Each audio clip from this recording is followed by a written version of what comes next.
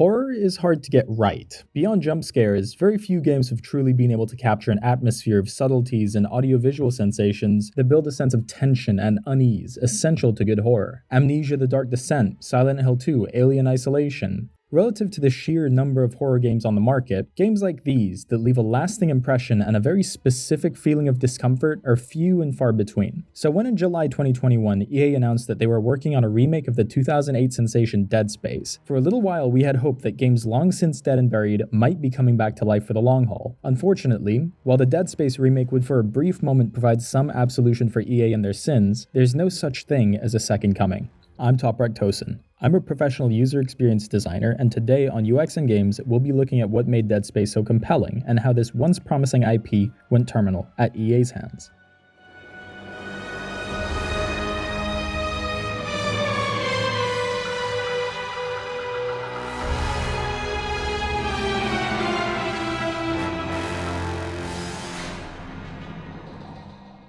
Given the appeal of building a world so coherent and engrossing that we want to consistently return to it, sequels and remakes make fertile soil for the media industry. But despite having a tried and true concept as well as feedback to work with, EA still had to deliver opening arguments in the court of public opinion. Thankfully for them, the argument was already made by the success of other remakes like RE2 and Final Fantasy VII. This allowed the modern remake golden age, or perhaps dark age, to materialize and prime the market for the return of a fresh-faced yet familiar friend. Under the direction of EA's Motive Studios, a Dead Space remake was on the way. So what did they do with it? What would the remake offer that the original didn't, and how did it all come together?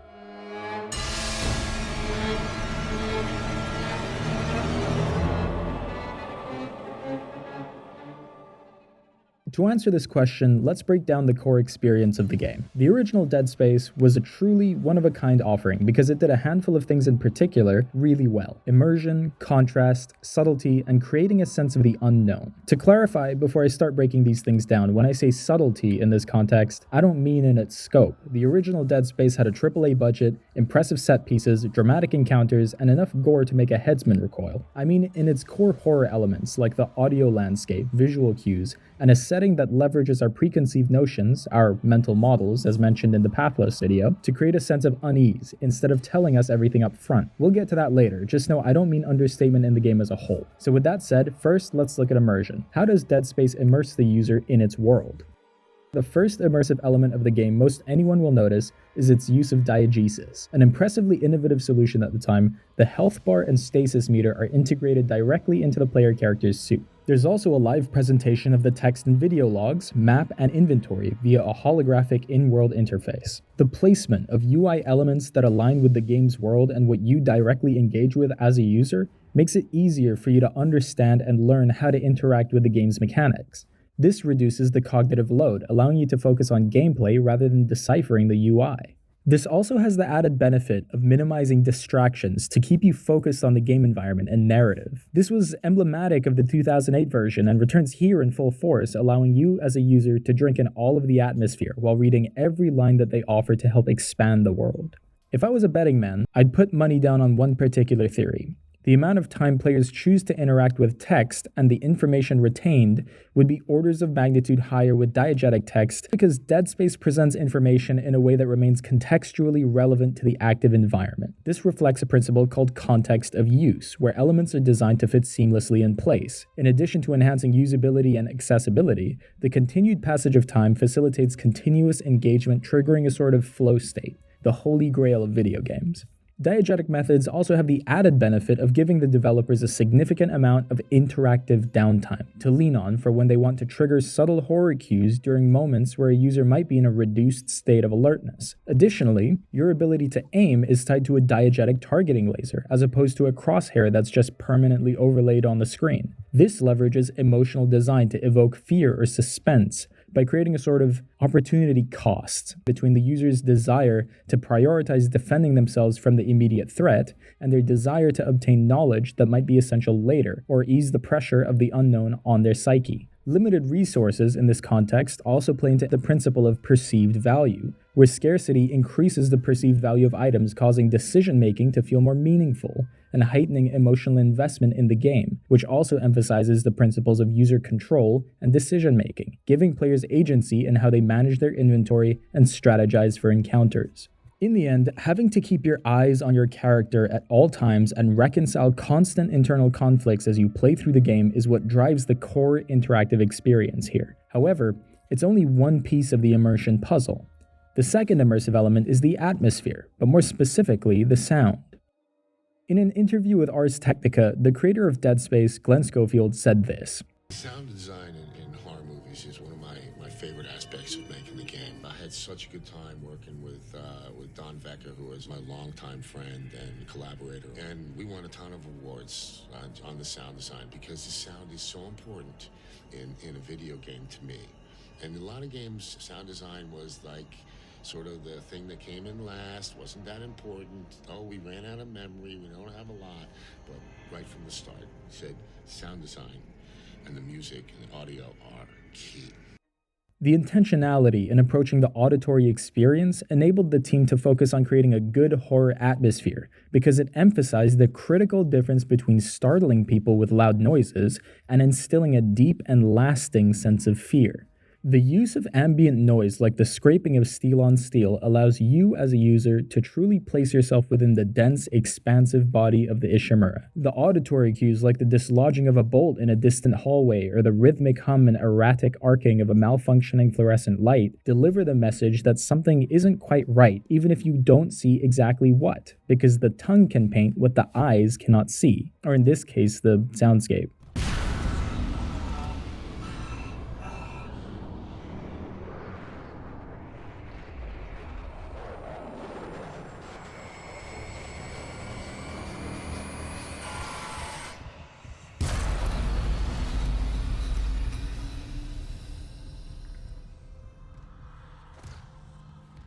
These things are also essential to guide user behavior and create an intuitive understanding of what actions to take next. This aligns with the principle of affordances, which highlights how design features can suggest their intended function to users. For instance, a flat surface that affords sitting, or a button that affords pushing.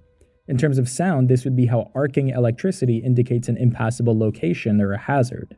I touch on this briefly in the Jusant video as well, so if you haven't seen that yet, give it a shot. Of course, all these being said, the tension must eventually break. Catharsis is demanded and delivered, masterfully channeled into the game's third immersive element, combat. Those who have played the original will know the core hook of combat. Those who are new to the series, however, will be met with a paper trail of limbs, corpses, bloodied hallways, as well as panicked audio, video, and text logs claiming that the creatures the player encountered within the first 10 minutes of the game cannot be killed.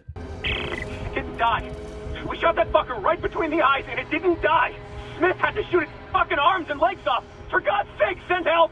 These all build up a sense of terror right up until you pick up your first weapon and are greeted by the words, "cut off their limbs," scrawled in blood on the wall above the table it sits on. In the very next room, or in this case the hallway, minutes after you're given a means to defend yourself, you're rushed by what until this very moment has been described as unkillable. It's in this moment where terror and panic turns to desperation, as the sheer speed of these monsters is brought into focus, and the user registers exactly how much of a threat they're facing, immediately being forced to unload with a frantic precision on whatever limb they can hastily acquire in the hopes that it will eventually just stop moving.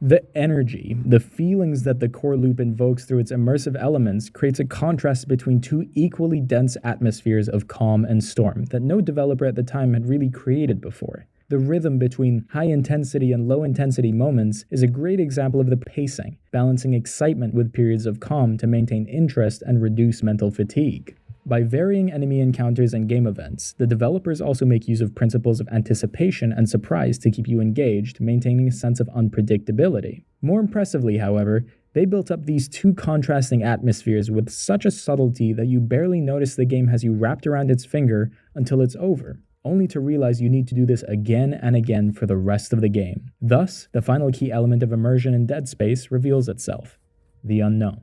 Now, I'm of a mind that there are two key pillars that most good horror stories seem to abide by. Number one, they're based in a setting that's normally perceived as being safe or secure. It's why hospitals, nurseries, prisons, asylums, labs, or idyllic suburbs and small towns play key roles in good horror. And number two, an unknown entity is introduced that affects these places in a way that runs counter to the mental models we typically have of them. They are no longer safe or secure, as we would expect. In the context of Dead Space, you are sent to investigate a distress call from a city-sized mining ship that has earned the designation of Planet Cracker. Biggest planet cracker in her class, you know.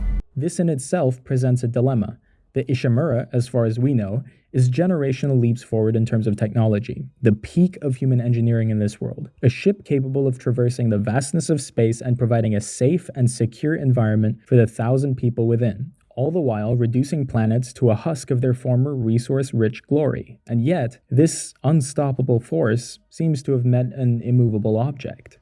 On top of this, as designated systems engineer Isaac Clarke, you are the problem solver. And like a nearby brick about to be hit by a subatomic particle of inspiration, you are wholly unequipped to deal with your job.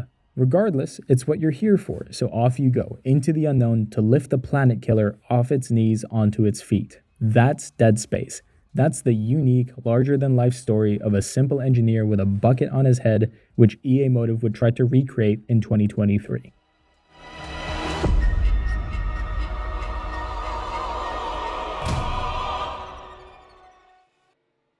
Now, with a general idea of what made the original Dead Space so special, let's talk briefly about everything surrounding it and why it was set up to stand the test of time.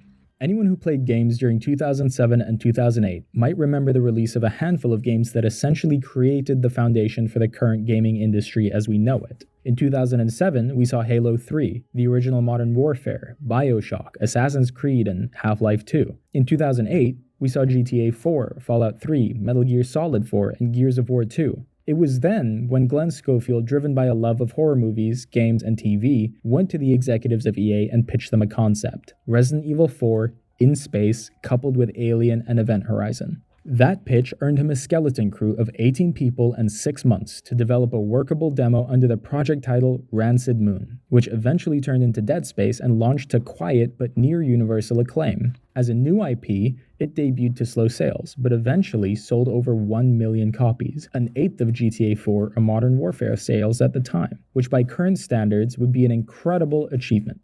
Dead Space stood as a shining example that a solid concept executed with monumental amounts of effort, care, and attention to detail could succeed even in an ultra-competitive market that seemed to be churning out new record-breaking games on a monthly basis. It's hard not to get attached to that. As humans, we love a good underdog story, where an individual driven by raw passion for the craft is able to materialize something enormously successful, seemingly out of thin air with some inspiration and a couple of like-minded individuals. Even more than that, however, we love an IP that can carry its weight for almost 2 decades after its release, and still hold its own against modern-day horror hits, as a consequence of its incredibly well-realized world. Because of that, Dead Space would spawn a cult following that would consume and spread any and every piece of media related to the game. I think it was this committed audience and their fervent appreciation that contributed to the original game's longevity and really kept it alive through the 2 sequels that came after. Because while Dead Space 2 was an enormous success, it also saw the departure of Glenn Schofield halfway through development. And this is where things started to fall apart. EA had more sway over the development now that the original visionary wasn't around, and started taking it in a more action-oriented direction. It's what they knew after all, and honestly, it's what we as users knew too at the time. It's what we wanted, and we made that known with our wallets. Dead Space 2 seemed to be a perfect combination of horror and big-budget action sequences, but they didn't account for the possibility that maybe the success of the second entry wasn't due to the things it did differently. Maybe instead it was the slow burn of the first game taking a little while to pick up some steam and propagate throughout an industry at a time where consumers were spoiled for choice. The series was moving away from what made the original great and gunning for maximum income and mass appeal. Then, as unceremoniously as this sentence, Dead Space 3 came out, sold less than 1 million copies, and promptly died. So now, it's time to look at what changed. What's better? What worked and what didn't? What's appealing because of nostalgia and what's appealing because it's actually good? Most of all, however, was it worth bringing it back from the dead?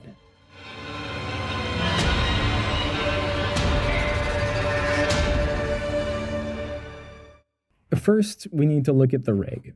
With the original Dead Space's focus on diegesis and in-world interfaces, maintaining thematic consistency while giving users access to everything they need was a huge problem to solve, and they did it quite well, though not without some shortcomings. The remake improves on the prior rig UI by offering categorization for items, sorting, custom hotkeys, accordions, and most importantly, an entirely revamped map that shows the user what floors they and their objectives are on. This new map also allows the user to navigate between individual floors, allowing them to compartmentalize and differentiate between locations more efficiently, which is even more important in the remake, as the introduction of side missions requires more exploration from the user. The new, more intuitive navigation system supports the principle of wayfinding, a term first coined by Kevin Lynch, where users are provided with a clear and unobtrusive way to understand their location and objective within the game space. The level design also uses a lot of consistency in level design elements, like doorways, hallways, and vents that you very quickly learn double as enemy entry points. All of these things help build a mental model of the game's environment, reducing cognitive load.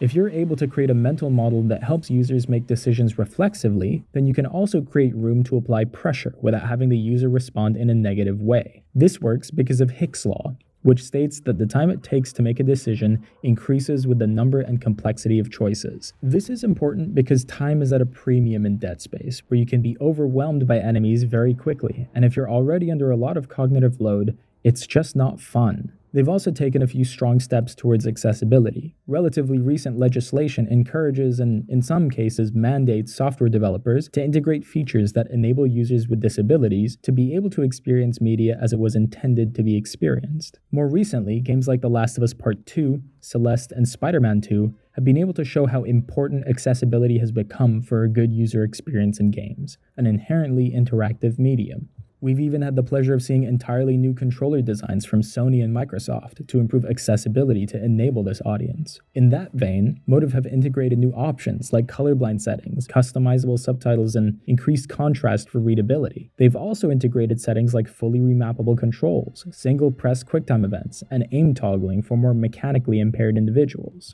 Personally, as a UX designer, I have to tip my hat to the folks at Motive for this focus. Accessibility has become a huge part of what we try to account for as UX professionals, and the WCAG guidelines have a permanent tab open in my browser just for my day job. Beyond these UI upgrades, however, the remake is a far cry from the old Tiger Woods PGA Tour engine that the original Dead Space used. The new Frostbite engine leverages next-generation technology like ray-traced volumetric real-time lighting and fog, as well as incredibly convincing material tech and item density to add a thickness to the environment, aiding the environmental storytelling. All of these things leverage what's called the aesthetic usability effect, where visually appealing designs are perceived as easier to use. This principle enhances the overall user experience by making the game world more compelling and engaging. They also allow a clearer visual hierarchy to draw attention to important gameplay elements like enemies, exit paths, and objectives through improved contrast, color, and motion. This principle helps guide users' attention and aids in quick decision-making, which is essential in a game like Dead Space. Consistent visual design elements across the game, like the look of doors and landmarks, also provide foreshadowing and signposting for the Golden Path, making it easier for players to recognize important elements and register the way forward quickly. When you couple this with the fact that loading is essentially non-existent and transportation between different areas of the Ishimura is completely seamless, it creates a smooth sense of consistency and flow. Again, often considered the holy grail for video game design. There's also a massively improved atmospheric audio system, which allows for more immersive 3D audio and more accurate occlusion based off your position relative to source, which increases spatial awareness.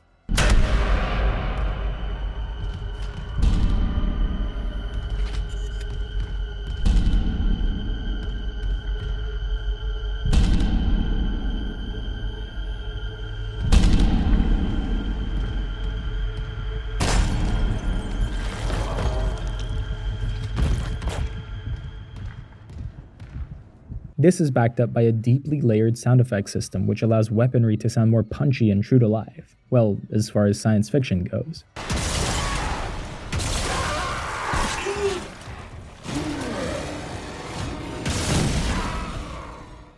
All of this helps enhance multi-sensory interaction, making the game feel more responsive and immersive, a key aspect of sensory design.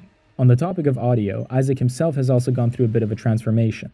Firstly, his vocables have gotten an upgrade through what Motive calls the Alive system, which takes certain parameters and calculations influenced by the user's actions and uses those to alter or transform Isaac's vocalizations, Johnston's gone. Oh, the Killian too. heartbeat,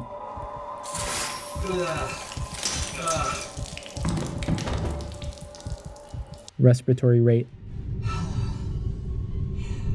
and exertions, enhancing the narrative flow and making the experience more personal and engaging.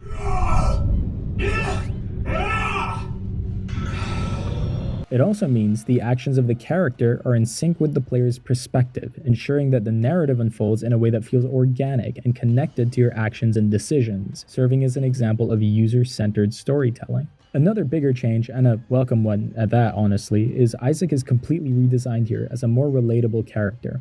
In contrast with the silent protagonist of the original, he now has voice dialogue, which creates user empathy by crafting a protagonist that players can connect with emotionally. Fuck me! Ugh.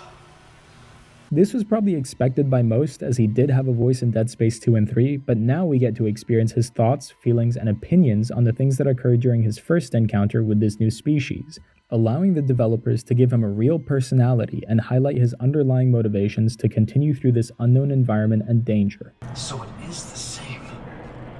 That marker. That's the symbol of the Church of Unitology. Didn't take you for a believer, Isaac. My mother was. But if they found this on some alien planet, what does that mean? That Unitology's onto something? Unitology's full of shit. Forget it. As the user, we're now able to sympathize, or at the very least understand his motivations, which enhances emotional engagement and player identification. And I, for one, am very appreciative of this. It adds so much narrative depth and characterization to the people in this story. They no longer feel like empty husks, and Isaac doesn't feel like a cold, unthinking, unfeeling robot. He feels like a mature, if somewhat dull, grown-ass man who has a job to do and a person to do it for. It turns the game's underlying love story into a moral dilemma, which I think carries much more weight.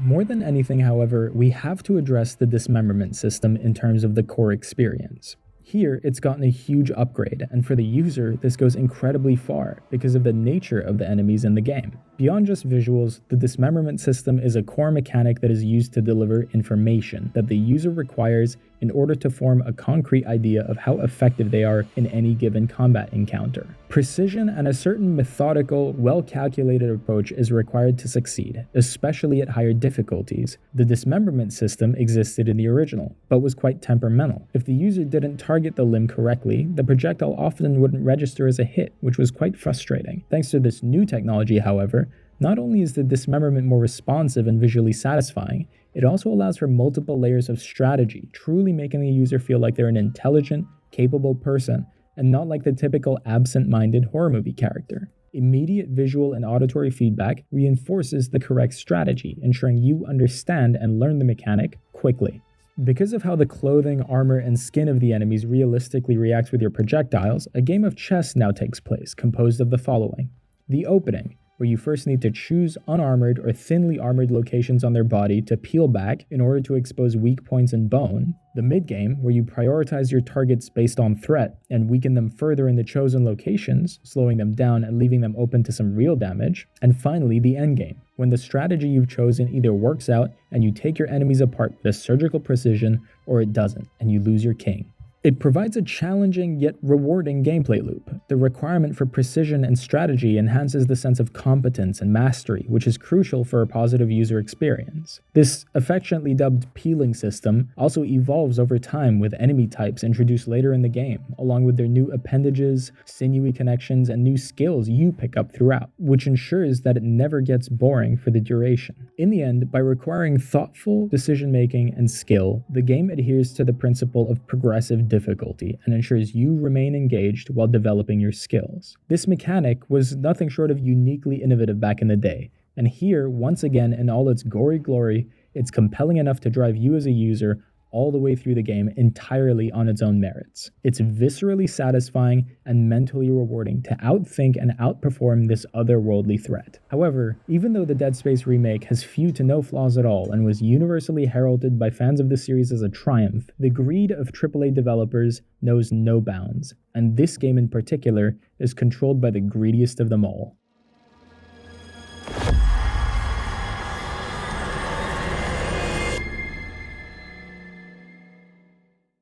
Electronic Arts.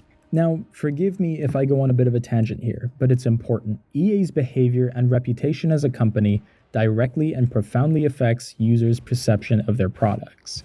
As much as we like the idea of disconnecting from the people or the organization behind the game, we can't. Even subconsciously at some level, it will affect our experience. So let's quickly go through what makes them an industry disaster. EA went through multiple class action lawsuits for unpaid crunch time in 2006, which they settled out of court for approximately $30 million, allowing them to end the year with $236 million in net profit. In 2013, they again settled out of court to the tune of $40 million for unauthorized use of player likenesses. They walked away with $98 million in profit that year. So I can't imagine why they didn't learn from these lawsuits and eventually went back to their bad habits, again, crunching their developers leading up to the release of Anthem as recently as 2019. That year, they posted $1 billion in profits as a result of a 20.1% profit margin. The worst part is EA have been able to afford these lawsuits because they choose to prioritize profit over the actual needs and desires of their player base. Notably, this involves integrating exploitative mechanics like loot boxes absolutely not designed with your enjoyment in mind.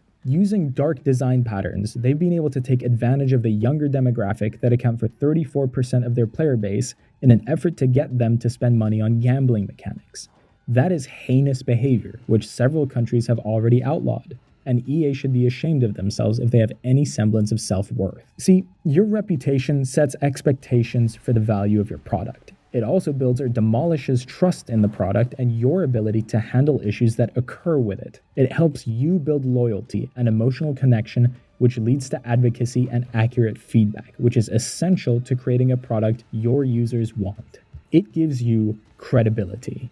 And credibility as well as loyalty reduces risk, which I'd be willing to bet could be the primary reason the Dead Space remake didn't sell as well as they hoped. Because the moment you put EA's name on a product, their customers perceive it as a tumor staring them down, reminding them that it can always come back to wreak havoc. However, lawsuits and reputation are only the tip of the iceberg, because let me be completely clear. EA is seen by players as an anti-consumer cancer on the industry, especially because of one glaring conflict: intellectual property. EA have been buying up IP as fast as humanly possible since the 2000s, taking advantage of small developers and financing their ideas in exchange for the ability to hold their intellectual property hostage, because buying an idea is easier than coming up with one on your own. It's frankly laughable that a company without an original bone in its body has stay original in their intellectual property policy. Even their EA Originals program relies on the IP of other studios under the guise of supporting indie devs as some token representation of creativity in the organization. But here's the thing, all this said, while I do think we need to hold them responsible, I'm not and don't think people should be mad at them. EA doesn't have a goal or purpose to hurt. It's simply there, and as a consequence of simply existing, happens to do damage. They're just a company, and in all honesty, they've proven they don't deserve your attention through their constant and complete failure in maintaining consistency and quality, their overemphasis on monetization over value, and most importantly, the fact that they have repeatedly compromised game designers and users in favor of business strategy. Do what you want, EA. You can even keep the IPs and run them into the ground as much as you want. But you must realize that eventually, whether it be because of government regulation or just the gradual fading of trends, if you do not make some real changes, you will be forced to dump or license out your IPs for cheap to smaller studios willing to take them on. Maybe then some small dev will breathe new life into old dead IPs and make them financially viable again. But what matters right now is that the Dead Space remake is so compelling to us because it hurts. EA's complete ignorance and dismissal of the key elements that made the first entry great, caused the IP's quality to deteriorate and eroded the game's reputation. Their scramble for mass market viability meant that when the third entry finally released, it released riddled with microtransactions and represented a total abandonment of the series' core horror principles. But most glaringly, it makes evident the fact that once great IPs with compelling mechanics will always have companies that only go back to them when they need to drum up some goodwill from the audience they consistently aim to shaft. It makes evident that there are IPs which, instead of being remembered fondly, elicit a response not unlike that of a terminal patient. And last but not least, it reminds us that any experience, no matter how impactful at the time, can be left to wither away, because instead of innovating on it, executives choose to sit on their pile of gold, purely because they need it to maintain relevance in a market where they are no longer competitive.